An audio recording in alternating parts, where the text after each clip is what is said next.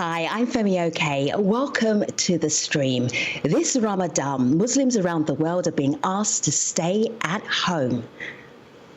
Ramadan at home is a hashtag and also a campaign asking Muslims who are observing Ramadan to stay socially distant because of the coronavirus pandemic. But how is that going to work? Does it work? You can tell us by jumping into our YouTube chat. We'd love to bring your experiences into today's show. But let me introduce our guests. Ramadan Kareem, everybody. It's so good to have you here. Rabina, welcome. Tell everybody who you are. Thank you. Ramadan Mubarak to you all. My name is Rabina Khan. I'm an elected member in London, a councillor, special advisor in the House of Lords to the Liberal Democrats, and I write often for The Independent. Good to have you. Hello, Ruwaida. Introduce yourself. Hello, everyone. Ramadan Kareem. My name is Ruwaida Abdulaziz. I am a reporter at the Huffington Post, based in New York City, where I cover Islamophobia, social justice issues, and the like on a national level. Great to have you. And finally, Joseph, welcome to the stream. Tell everybody who you are. Thank you. Ramadan Kareem, everyone. I'm Joseph Lombard. I'm a professor of Quranic Studies at the College of Islamic Studies at Hamad bin Khalifa University in Doha, and I'm one of the contributing editors and authors for the Study Quran. Good to have you. Welcome, everybody. Let's start with this idea. There's so much preparation that goes into Ramadan, but the idea of observing it during a lockdown, what is that even like? Rabina, you start. What have your preparations been like? Well, my preparations, particularly as a mother and as a working mother, have been very different. So as a mother, preparing the household under lockdown, making sure that our immune system is boosted with good product and making sure that we're eating healthy as well. And I'm lucky because I live in a house, I have a garden as well, but I often have to support people who live in cramped conditions, who are overcrowded, who are finding it very difficult to homeschool. So preparing constituents, making sure that they've got access to support in terms of supporting their own families, and also working with charities on as part of our mutual aid programs to reach vulnerable and elderly people who are often very isolated. And so for me, what I found in preparing for Ramadan, the most important aspect is that we shouldn't forget that a time of Ramadan is not just thinking about ourselves, but also about other people and reflection. So in terms of reaching out to people and making sure that those who might be lonely and maybe feeling isolated, we don't forget them as well. Rabina, I'm just looking at a tweet that you shared a few days ago, and you were talking about getting ready with your children, your nephews and nieces, preparing for Ramadan.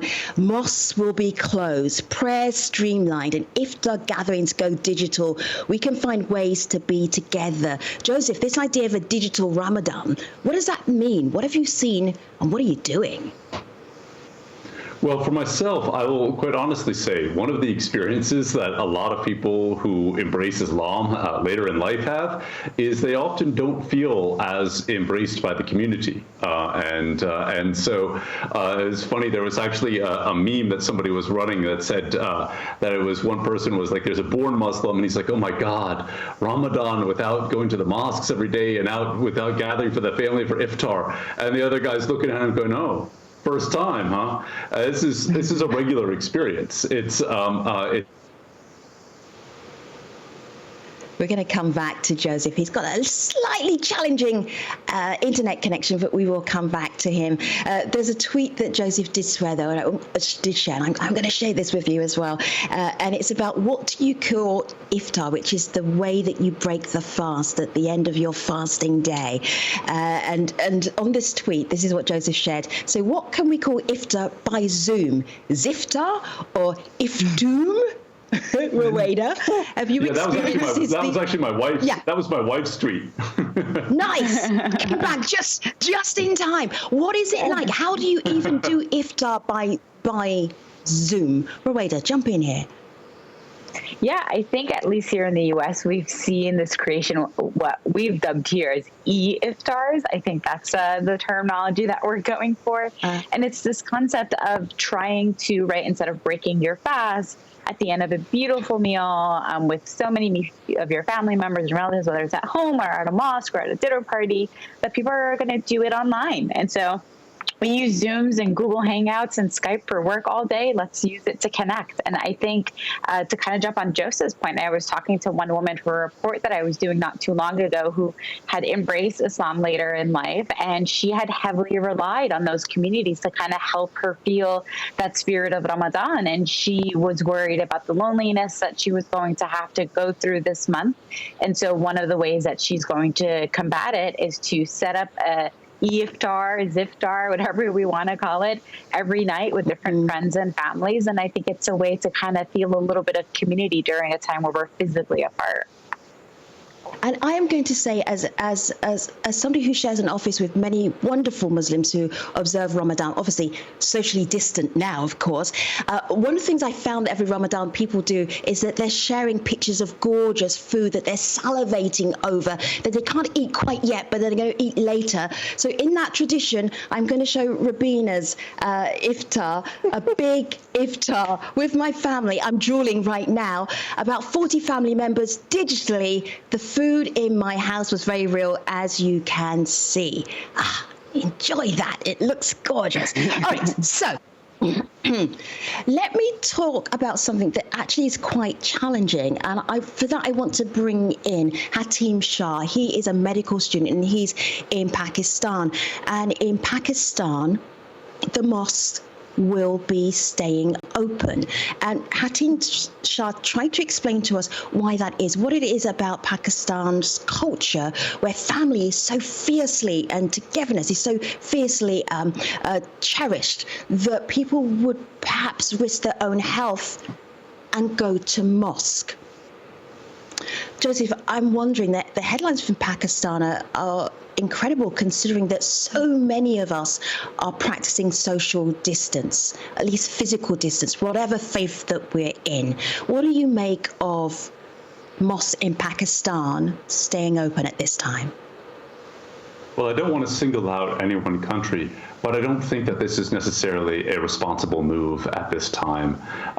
One of the things that many people have not really understood is what is the actual R naught, that is the transmittability factor of coronavirus, and that's been debated, and people have said, oh, it's a some kind of scheme to get people out of the mosques, and I'm afraid that some of that type of attitude has played into these decisions, and this is something where it should be left to the medical experts and the muftis and the ulama, the scholars.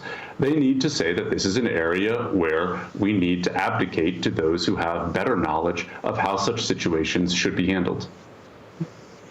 How much guidance have there been, Rabina, for Muslims around the world about how you should observe this unique Ramadan, where you can't get together as you would normally do, you can't have fellowship as you would normally have it? What guidance is there? We've had the Muslim Council of Britain also issue statements saying that mosques should be closed and that gatherings should not happen. And I think that is absolutely right. The government has also been proactive, as is our council, and across the political parties as well. But there is one aspect that we should also talk about, which is guidance for NHS Muslim workers, National Health Service, and people who work in hospitals who are keeping fast. So I had a question from one of the MPs that I support, Daisy Cooper, who I work with a different number of politicians from the Liberal Democrats. But what she asked me, and it was very pertinent, is what should I be giving the advice or the information about Muslims who are working in hospital settings? So the Muslim Board of Imams and Scholars have given direct information that whilst they can give guidance, the ultimate decision has to be the health professional who is working in that setting, so that it doesn't impact on the patient, protects themselves, and it doesn't add pressure on the NHS. So there is guidance out there, but it's about sharing the protocols and sharing good practices.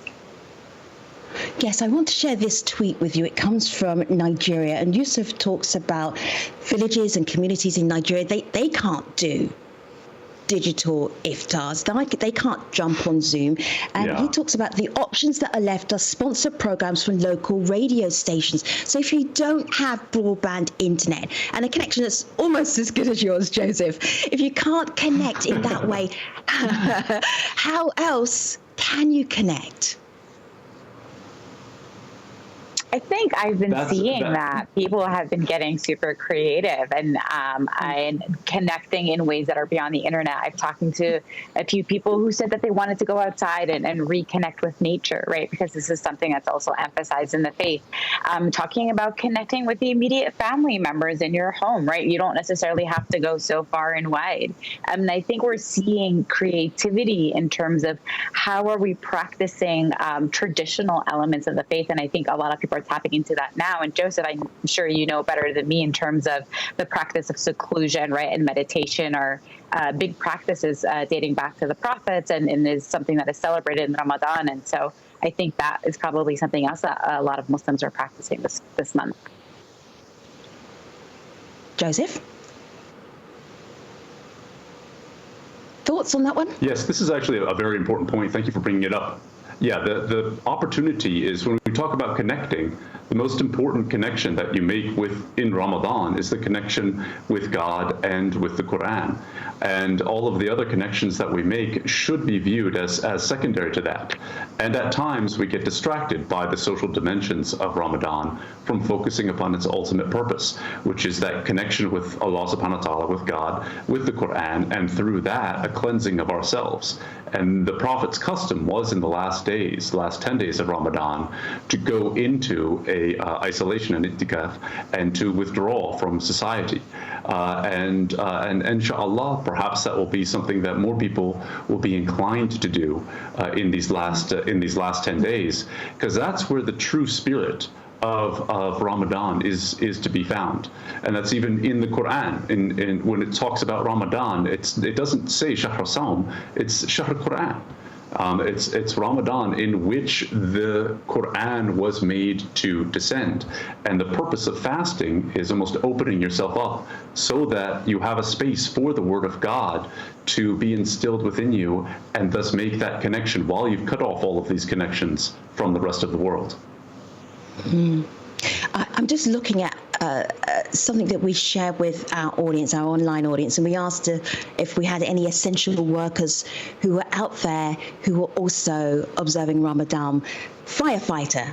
Good handle, firefighter. As a Muslim firefighter and paramedic, I've adjusted not only by wearing PPE, personal protective equipment, on every call, but also praying more at the fire station, especially after breaking my fast.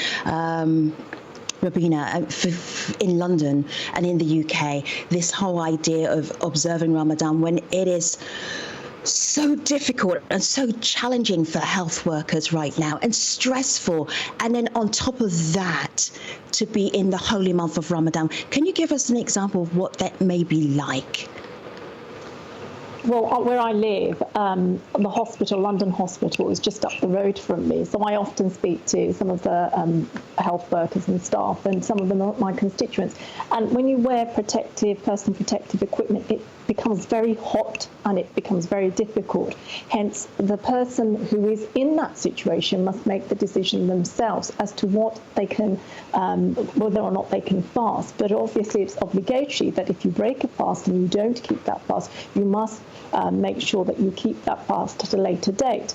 So hence shifts, the shifts that they do, the people that they have around them supporting them is fundamental. But most important, fundamental is making sure that you yourself are safe, making sure the people that you care for are safe, and making sure the environments, and many of them could be working in ICU units, that pressure within that unit is limited. So if they feel that they cannot keep it, it is their decision, and they are more than informed to make that decision.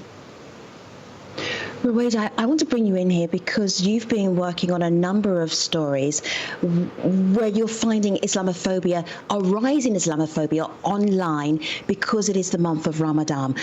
For instance, this headline here from one of your stories: anti-Muslim propaganda is seeping into online discourse about the coronavirus. Can you give us an example? Absolutely. And I think the important thing to note here is that unfortunately anti-Muslim rhetoric is not only global, but it's been prevalent for a very long time. And so when the pandemic hit, it really was a matter of taking advantage of people's vulnerabilities, of their fears, of their very valid concerns, and then using that to promote toxic disinformation, misinformation about the Muslim community. And it was a trend that I've seen in many places and in different parts of the world, but the three that I've highlighted in that report was the UK, the US, and in India.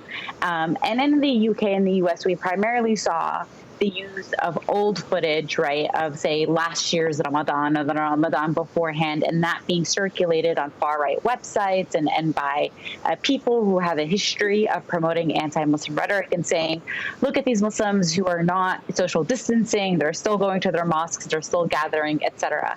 And not only is that false, because, again, we're using old image here, but there's a message that wants to vilify and demonize the Muslims, which is ironic, like Robina said, because so many of them are on the front lines, are essential workers, are out there providing the utmost care. And we're seeing that here in the U.S. as well. We've had another challenging point in the U.S. where the president, Donald Trump, retweeted a tweet talking about a disparity between the churches and the mosques and wondering if authorities were going to crack down on the mosques and people gathering in the mosques, which is, again, false information because the mosques have been closed. It's not like they were planning to open for Ramadan. They were closed from the first local and state and federal discretion where gatherings were banned. So it's been over a month. And in India, it's probably the worst case of Islamophobia. We've seen, like you said, the mosques have chosen to stay open for Ramadan, and before that you had a small missionary group who were still vehement about going out and gathering, and therefore a number of cases have spread because of this missionary group, and Muslims face the consequences. You had fruit sellers who were banned. You had a Muslim man who died by suicide because he was vilified for being associated with this group. And so the impacts of this propaganda is quite real. Can I add to that one thing? Yeah, Joseph, please go ahead. I just wanted to say, I mean, we also need to, when we put this all in the context of coronavirus that originated in China, one of the things that the whole spread of coronavirus has done has caused everyone to look away from what's happening to the Uyghur Muslims. And that has been an absolute humanitarian crisis. And the Chinese have just stepped up their persecution of the Uyghur Muslims. And it's something that Muslims need to take into consideration if they're worried about being in lockdown during Muslims, because these are people in so many parts of the world that have it far worse than those of us who are able to participate in this conversation, both right here now and listen to it, have. I'm so glad you brought up the weaker Muslims, because on YouTube, our audience there has been chatting about helping the poor. Shivansh Jitendra says it's harder for the poor to receive iftar and zakat during this month with the lockdown, curfews and social distancing. It's harder for them generally. This whole idea about how are you able to fulfill your charitable deeds during Ramadan if you can't go out and make meals for people who are less fortunate than yourselves. Rabina, how are you able to do that? Well, I said at the beginning that we've been involved with different community organisations, and the most important aspect with this pandemic and at the start of Ramadan is that many charities, Muslim-run charities, have already begun to make sure that they are creating the facilities to give out and distribute meals and unperishable goods as well to people, particularly those who are very elderly, particularly those who are vulnerable, the people, the families who are often very isolated because they are in isolation due to the fact that they may have people who have contracted COVID-19. And on top of that, I have to give a great deal of tribute to the people who are carrying out the funerals and burials during that time. Asiel Kamani Care, thank you for being on YouTube with us, says, for those who don't have anything to eat, Ramadan teaches us to care. Remember the poor and weak people wherever you are, which really segues beautifully into Saeed Jaffrey. And he is at Pakistan Politico. And he said this time, this very unusual Ramadan, reminds us that we should be doing charitable deeds as Muslims during this holy month. So I'm just thinking here, Joseph, about the purity, perhaps, of a very different kind of Ramadan, where you're not working out how many dinners can I go to, how many iftars can I go to, where are you going tonight, where you don't have that opportunity to meet up with your friends and your family. How is this perhaps enhancing your faith as a Muslim? Joseph. For me, did I just cut? Yes, it did. It did cut off just a little bit. For me as a Muslim, the way in which all right, well, I'm sorry for that. For me as a Muslim, I would say that one of the most important things is that really the one of the main things that you also have in Ramadan that a lot of people go to the mosques for is ilm, is learning, is knowledge. And there's actually been a real proliferation of people starting podcasts and other things on YouTube and other places to help fill that void. It's almost too much, in fact. Sometimes there's so many things that I'd like to do. I could fill my whole day with them. But this is something that I think might actually be a great opportunity for a lot of people and find ways to connect with other communities. But I hope that they don't take place of what happens in the mosque. And again, that aspect of not being able to do charity in person is very difficult. But again, a lot of opportunities have opened up, such as Launch Good is doing a good job of addressing a lot of that and giving us opportunities to practice it. And inshallah, when we are able to go back and meet in person, people will be able to do these things more in direct giving in the way that is our custom as Muslims.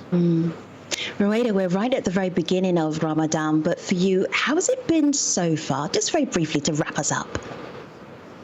I have to say I do miss my caffeine, but I'm blessed to have a home. I'm blessed to be surrounded by family. I'm not alone, and I'm looking forward to making the most out of this month and listening to what my fellow Muslims are doing as well. And two comments from Twitter, two different comments from Twitter. We have Bajamashi. The spiritual uplift will be minimal because there won't be chance for public lectures and other essential gatherings. And then accentuating the positive, Fulani says, I am feeling optimistic. Many of the early Muslims themselves may have fasted in seclusion. We believe the Prophet Muhammad, peace be upon him, received revelation in seclusion. Let me leave you with a delightful picture. It is a picture of the delicious iftar dinner that Rabina shared with her family digitally. So I'm going to do that just the same to you. You can salivate over that. And all I'm going to say is thank you so much, guests, for being with us during this Ramadan. I know that it is not the easiest thing to talk for half an hour when you are fasting, but we really do appreciate you. Rabina, Ruwaida, Joseph, thank you very much indeed. And thank you to YouTube for putting all your comments into our show. And if you are marking Ramadan, Ramadan Mubarak. That's all for today's The Stream Home Edition. See you next time. Thanks for watching.